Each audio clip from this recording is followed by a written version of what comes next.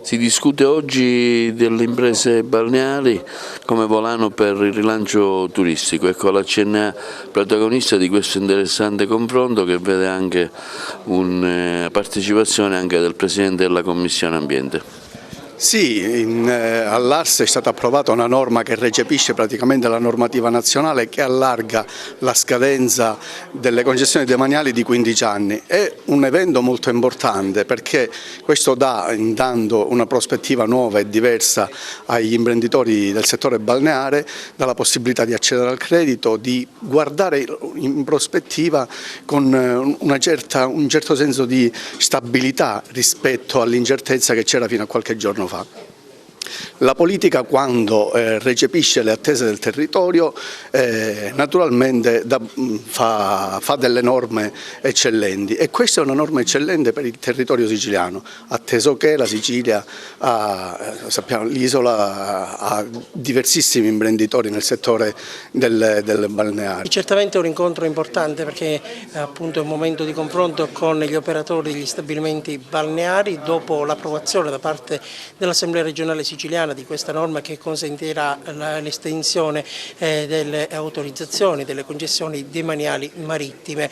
Tutto sarebbe scaduto nel prossimo anno e quindi sarebbero state delle difficoltà per gli operatori del settore. Invece con questa nuova legge, con la norma che è stata appena approvata, ci sarà la possibilità per le imprese di avere maggiori certezze, di poter effettuare investimenti e di poter avere un futuro più sereno. La CNA ha sostenuto questa battaglia grazie anche all'appoggio e alla sensibilità della Commissione Ambiente presieduta dall'onorevole Savarino e anche dall'impegno dell'assessore Cordaro. Oggi abbiamo raggiunto questo importante risultato. Questa è la dimostrazione che quando le istituzioni politiche dialogano con il territorio i risultati arrivano.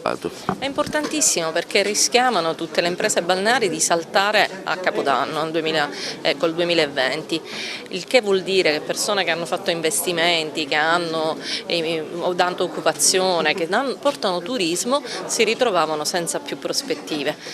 Questa Bolkestein era un problema, poi a livello nazionale hanno scelto di derogarla e hanno approvato una normativa, peraltro proposta dal governo, e noi l'abbiamo recepita. E recependola, peraltro, a differenza di altri, noi abbiamo previsto che siccome rinnoviamo per 15 anni le concessioni demaniali e quindi diamo prospettive alle imprese balneari che così possono anche accedere a credito, mentre fino a ieri le banche non davano nessuna possibilità, nel dare la proroga però faremo un'istruttoria, per cui l'assessore sta stilando un decreto che detta le modalità, che passerà nella mia commissione e che prevederà che le concessioni nell'essere prorogate dovranno rispettare alcune indicazioni, quindi l'accesso per i disabili, i corridoi liberi tra un stabilimento e un altro, la battigia libera e una serie di condizioni che fanno sì che la spiaggia resti fruibile ma che queste imprese creino sviluppo.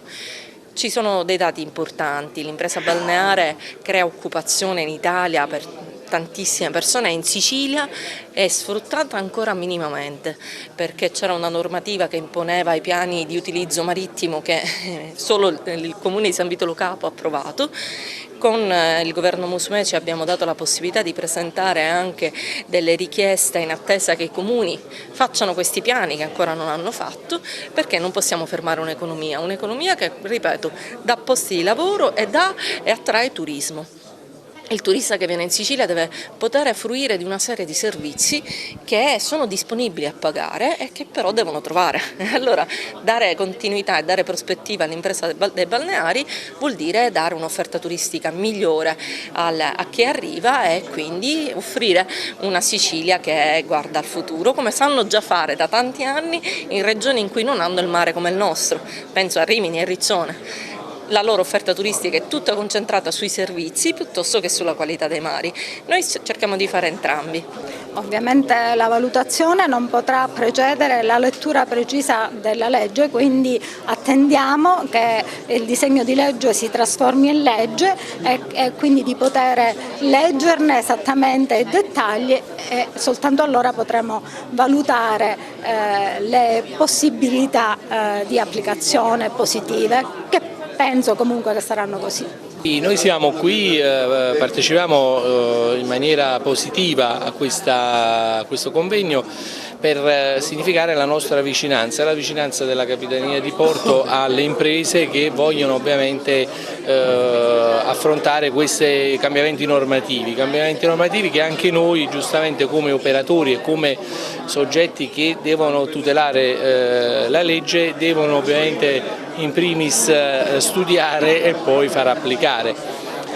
È chiaro, è un passaggio epocale, si passa con questa normativa a dare nuova linfa dal punto di vista delle possibilità lavorative per le imprese balneari.